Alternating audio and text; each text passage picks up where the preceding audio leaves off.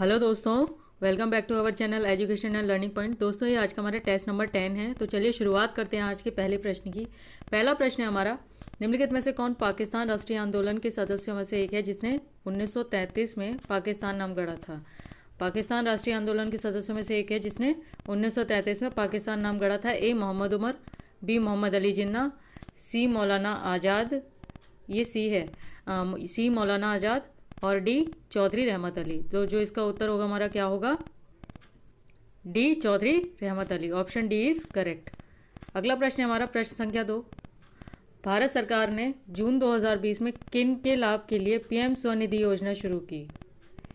जून 2020 में किन के लाभ के लिए पीएम स्वनिधि योजना शुरू की? किसने? भारत सरकार ने। ए किसान, बी प्रवासी मजदूर, सी सड़क विक्रेता, डी लघु उद्योग। जो इसका उत्तर होगा वो क्या होगा हमारा? ऑप्शन सी सड़क विक्रेता, यानी कि जो रेहड़ी पटरी वाले होते हैं उनके लिए।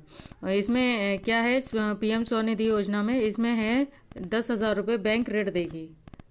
जो रेहड़ी पटरी वाले हैं 2019 में जो कोरोना की मार से जिन लोगों का ये छोटे छोटे जो व्यापार करते थे, रोड पे जो छोटे छोटे दुकानें खोल लेते थे रेहड़ी पटरी वाले, तो इन लोगों का व्यापार बिल्कुल ठप हो गया था 2003 में कोरोना के काल में। तो उसको रिकवर करने के लिए ये दोबारा से अपना व्यापार छोटे लेवल से दोबारा से शुरू कर सके, इसके लिए भारत सरकार ने पीएम स्वनिधि योजना की शुरुआत की 2020 में। इसके अंतर्गत सरकार 10,000 रुपये लोन देगी, बैंक ऋण देगी, जिससे ये लोग अपना जीवन दोबारा से प्रारंभ कर सके। तो चलिए अगला प्रश्न है हमारा, इसका जो उत्तर था वो था हमारा सड़क विक्रेता, सी सड़क विक्रेता। अगला प्रश्न है हमारा प्रश्न संख्या 3। अरावली पर्वत श्रृंखला की सबसे ऊंची चोटी कौन सी है? अरावली पर्वत श्रृंखला की सबसे ऊंची चोटी कौन सी है? ए साल्टोरो कांगरी, बी चौखवा, सी कामेत, डी गुरु शिखर। जो इसका उत्तर होगा क्या होगा? सबसे ऊंची चोटी अरावली पर्वत श्रृंखला की कौन सी है? डी गुरु शिखर। जो कि कहाँ पर है? जो कि माउंट आबू में, माउंट आबू में सिरोही जिले में,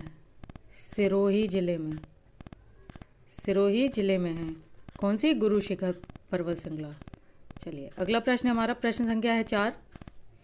निम्नलिखित में से किस तारीख को ग्लोबल हैंड वॉशिंग डे मनाया जाता है? Global hand washing day. तो हमारा जो ऑप्शन है ए 15 अक्टूबर, बी 24 जून, सी 6 दिसंबर, डी 4 मार्च। जो इसका उत्तर होगा वो क्या होगा हमारा? ए 15 अक्टूबर, हैंड वॉशिंग डे। अगला प्रश्न है हमारा प्रश्न संख्या 5। निम्नलिखित में से किस शहर में जापान द्वारा द्वितीय विश्व युद्ध को समर्पित स्मारक बनाया गया? निम्नलिखित में से किस शहर में जापान द्वारा द्वितीय विश्व युद्ध को, द्वारा नहीं है यहाँ पे, द्वारा है, ठीक है, द्वारा कर लीजिएगा, द्वारा द्वितीय विश्व युद्ध को समर्पित स्मारक बनाया गया? ए दिसपुर, बी गंगटोक, सी इम्फाल, और डी अगरतला। जो हमारा इसका उत्तर होगा क्या होगा? सी इम्फाल। अगला प्रश्न है हमारा प्रश्न संख्या 6। निम्नलिखित में से किस राज्य के राज्यपाल के आधिकारिक निवास में एक भूमिगत बंकर संग्रहालय है? किस राज्य के राज्यपाल के आधिकारिक निवास में एक भूमिगत बंकर संग्रहालय है? ए कर्नाटक, बी महाराष्ट्र, सी तमिलनाडु, डी गुजरात। जो इसका उत्तर होगा वो क्या होगा हमारा?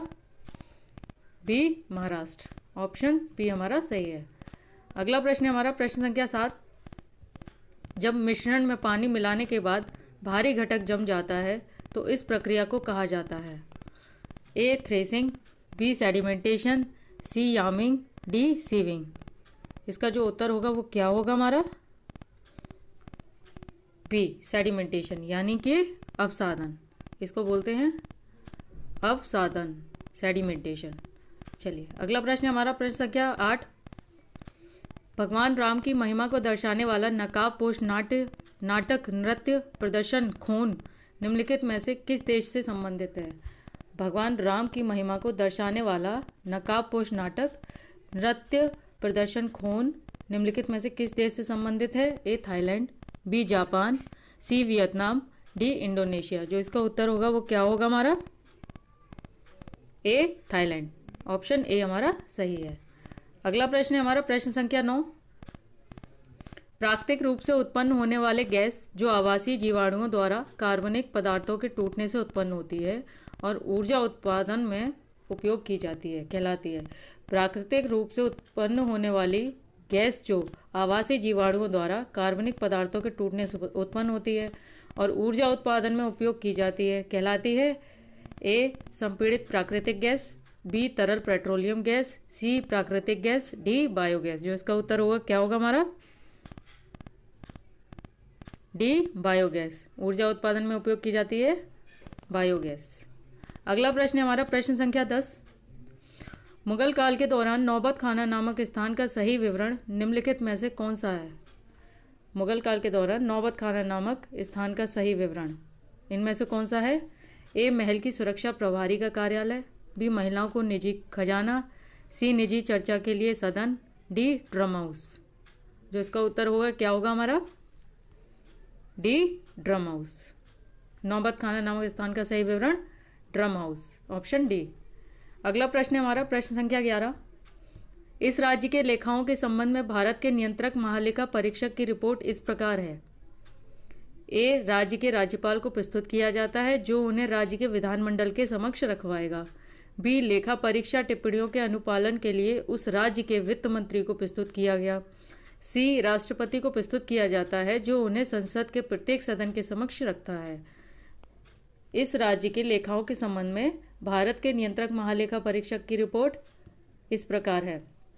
ए राज्य के राज्यपाल को प्रस्तुत किया जाता है जो उन्हें राज्य के विधानमंडल के समक्ष रखवाएगा। बी लेखा परीक्षा टिप्पणियों के अनुपालन के लिए उस राज्य के वित्त मंत्री को प्रस्तुत किया गया। सी राष्ट्रपति को प्रस्तुत किया जाता है जो उन्हें संसद के प्रत्येक सदन के समक्ष रखवाता है। और डी इनमें से कोई नहीं। जो हमारा इसका उत्तर होगा वो क्या होगा हमारा? ए राज्य के राज्यपाल को प्रस्तुत किया जाता है जो उन्हें राज्य के विधानमंडल के समक्ष रखवाएगा। ऑप्शन ए हमारा सही है। अगला प्रश्न हमारा प्रश्न संख्या 12। निम्नलिखित में से पिग्मी होंग का जंगली आवास है। निम्नलिखित में से पिग्मी होंग का जंगली आवास है। ए मानस राष्ट्रीय उद्यान, B Jim Corbett national park, C Rajaji राष्ट्रीय उद्यान, डी कान्हा टाइगर रिजर्व। जो हमारा इसका उत्तर होगा वो क्या होगा हमारा? ऑप्शन ए मानस राष्ट्रीय उद्यान हमारा सही उत्तर है। अच्छा, ये मानस राष्ट्रीय उद्यान जो है ये कहाँ पर है? ये हमारा असम में। असम में मानस राष्ट्रीय उद्यान। और इसमें असम का जो राष्ट्रीय उद्यान ये उद्यान है इसमें विश्व के जो सबसे दुर्लभ और जंगली सुअर, विश्व के सबसे दुर्लभ और जंगली सुअर इसमें जंगली सुअरों को पिग्मी होंग मतलब पिग्मी होंग को इस राष्ट्रीय उद्यान में छोड़ा गया। तो ये इसका उत्तर जो है हमारा ऑप्शन ए मानस राष्ट्रीय उद्यान। अगला प्रश्न है हमारा प्रश्न संख्या 13। टेनिस खिलाड़ी नोवाक जोकोविच निम्नलिखित में से किस देश के लिए खेलते हैं? नोवाक जोकोविच टेनिस खिलाड़ी हैं, किस देश के लिए खेलते हैं? A France, B Serbia, C Spain, D Austria. जो इसका उत्तर होगा वो क्या होगा? B Serbia. ऑप्शन बी हमारा सही है। अगला प्रश्न है हमारा प्रश्न संख्या 14। पशु वर्ग के निम्नलिखित में से किस सदस्य का हृदय 4 कक्षों वाला होता है? पशु वर्ग के निम्नलिखित में से किसी सदस्य का हृदय 4 कक्षों वाला होता है। किस सदस्य का हृदय 4 कक्षों वाला होता है? ए उभयचर यानी कि amphibians, B reptiles except crocodiles सरीसृप मगरमच्छ को छोड़कर, सी मछलियाँ फिशेस, डी पक्षी यानी बर्ड्स। तो जो हमारा इसका उत्तर होगा वो क्या होगा? मतलब हृदय 4 कक्षों वाला होता है। 4 कक्षों वाला हृदय किसका होता है इनमें से? ए उभयचर, बी सरीसृप मगरमच्छ को छोड़कर, सी मछलियाँ, डी पक्षी। जो इसका उत्तर होगा वो होगा हमारा ऑप्शन डी बर्ड्स, पक्षी। अगला प्रश्न है हमारा प्रश्न संख्या 15। हाल ही में महाराष्ट्र सरकार ने छत्रपति संभाजी महाराज के नाम पर किस हवाई अड्डे का नाम बदलने के प्रस्ताव को मंजूरी दी है? महाराष्ट्र सरकार ने छत्रपति संभाजी महाराज के नाम पर किस हवाई अड्डे का नाम बदलने के प्रस्ताव को मंजूरी दी है? ए जलगांव, बी औरंगाबाद, सी कोल्हापुर, डी अमरावती। जो इसका उत्तर होगा हमारा क्या होगा? बी औरंगाबाद। औरंगाबाद हमारा सही उत्तर है। अगला प्रश्न है हमारा प्रश्न संख्या 16। निम्नलिखित में से कौन सी भाषा संविधान की 8वीं अनुसूची में मान्यता प्राप्त नहीं है? संविधान की 8वीं अनुसूची में मान्यता प्राप्त नहीं है। ए संथाली, बी भोजपुरी, सी सिंधी, डी नेपाली। जो इसका उत्तर होगा हमारा क्या होगा? Option B Bhojpuri. भोजपुरी जो है वो संविधान की 8वीं अनुसूची में सम्मिलित मतलब मान्यता प्राप्त नहीं है भोजपुरी को। बाकी संथाली, सिंधी और नेपाली को मान्यता प्राप्त है। अच्छा, इसके बारे में मैं आपको जानकारी दे दूं। ये जो 3 है संथाली, सिंधी, 8वीं अनुसूची, इसके बारे में मैं आपको थोड़ी सी जानकारी दे दूं। संविधान द्वारा मान्यता प्राप्त जो भी भाषाएं हैं वो मूल रूप से कितनी हैं? 14। मूल रूप से 14 हैं। और जो फिलहाल भाषाएं हैं वो हैं 22 भाषाएं हमारी, है ना। ये भाषाएं, इनको ये कौन कौन सी भाषाएं हैं? ये भाषाएं हमारी असमिया, बांग्ला, बोडो, डोगरी, गुजराती, हिंदी, कन्नड़, कश्मीरी, कोंकड़ी, इसको बोलेंगे कोंकड़ी, और मैथिली, मलयालम, मराठी, मणिपुरी, नेपाली, ओडिया, पंजाबी, संस्कृत, संथाली, सिंधी, तमिल, तेलुगु तथा उर्दू। और ये जो सिंधी भाषा है ना, सिंधी भाषा, इसको सिंधी भाषा को किस संविधान संशोधन के तहत, अधिनियम के तहत जोड़ा गया? 1967 के 21वें संविधान संशोधन अधिनियम के तहत सिंधी भाषा को जोड़ा गया 8वीं अनुसूची में, है ना। और कोंकणी, मणिपुरी और नेपाली को कब जोड़ा गया? कोंकणी, नेपाली, यहाँ पर नेपाली है, कोंकणी, मणिपुरी, मैं यहाँ पर लिख दूँगा इस पे, एक मिनट, हाँ, कोंकणी, मणिपुरी, नेपाली और कोंकणी, मणिपुरी और नेपाली, इनको 1992 के 71वें संविधान संशोधन अधिनियम के तहत 1992 के 71 संविधान संशोधन अधिनियम द्वारा, और बोडो और डोगरी को, मैथिली और संथाली को, बोडो, डोगरी, मैथिली और संथाली को 2003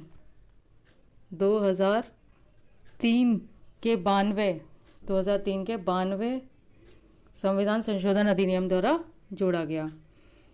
उड़िया का नाम बदलकर उड़िया का नाम कब बदला गया? वैसे उड़िया का नाम बदला गया 2011 में। उड़िया का नाम बदलकर ओडिया कर दिया गया 2011 में। उड़िया का नाम बदलकर ओडिया कर दिया गया। चलिए, इसका जो उत्तर था हमारा वो क्या था? ऑप्शन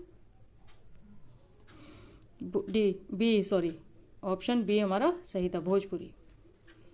अगला प्रश्न है हमारा खारची पूजा। प्रश्न संख्या है 17। खारची पूजा नामक त्योहार है जिसमें 7 दिनों में 14 देवताओं की पूजा शामिल है। निम्नलिखित में ये मैजिक नहीं है, ये निम्नलिखित में से इस राज्य में पारंपरिक रूप से मनाया जाता है। किस राज्य में? ए झारखंड, बी ओडिशा, सी त्रिपुरा और डी केरल। जो इसका उत्तर होगा वो होगा हमारा ऑप्शन सी, त्रिपुरा। खारची पूजा कहाँ मनाया जाता है ये त्योहार 7 दिन का? त्रिपुरा में, ऑप्शन सी। अगला प्रश्न है हमारा प्रश्न संख्या 18। पंचायत का सदस्य होने के लिए न्यूनतम आयु की आवश्यकता संविधान द्वारा निर्धारित क्या है? ए 19 ईयर, बी 21 साल, सी 25 साल, डी 30 साल। यानी कि इसका जो उत्तर होगा वो क्या होगा? पंचायत का सदस्य होने के लिए न्यूनतम आयु की आवश्यकता संविधान द्वारा निर्धारित क्या है? इसका उत्तर है ऑप्शन सी, यानी 25 साल। अगला प्रश्न है हमारा प्रश्न संख्या 19। स्वतंत्रता के बाद भारत में कितनी स्वतंत्र रियासतों को एकत्रित किया गया? स्वतंत्रता के बाद भारत में कितनी स्वतंत्र रियासतों को एकीकृत किया गया? ए 575, बी 545, सी 535, डी 562। जो इसका उत्तर होगा हमारा क्या होगा? Option D, 562। अगला प्रश्न है हमारा, ये दोस्तों आज का आखिरी प्रश्न होगा हमारा। चलिए, थय्यम निम्नलिखित में से किस राज्य की अनुष्ठानिक कला है? थय्यम निम्नलिखित में से किस राज्य की अनुष्ठानिक कला है? ए कर्नाटक, बी केरल, सी गोवा, डी तमिलनाडु। जो इसका उत्तर होगा वो क्या होगा हमारा? Option B Kerala. थय्यम निम्नलिखित में से किस राज्य की अनुष्ठानिक कला है? केरल की। और केरल जो है इसका जन्म कहाँ पे हुआ था? उत्तरी केरल में। थय्यम का जो जन्म हुआ था ये कहाँ हुआ था? उत्तरी केरल में हुआ था। दोस्तों आज के हमारे प्रश्नों की श्रृंखला यहीं पर समाप्त होती है। आप हमें टेलीग्राम, इंस्टाग्राम, फेसबुक, यूट्यूब पर भी फॉलो कर सकते हैं। मिलते हैं अपनी अगली प्रश्नों की श्रृंखला में। तब तक के लिए नमस्कार।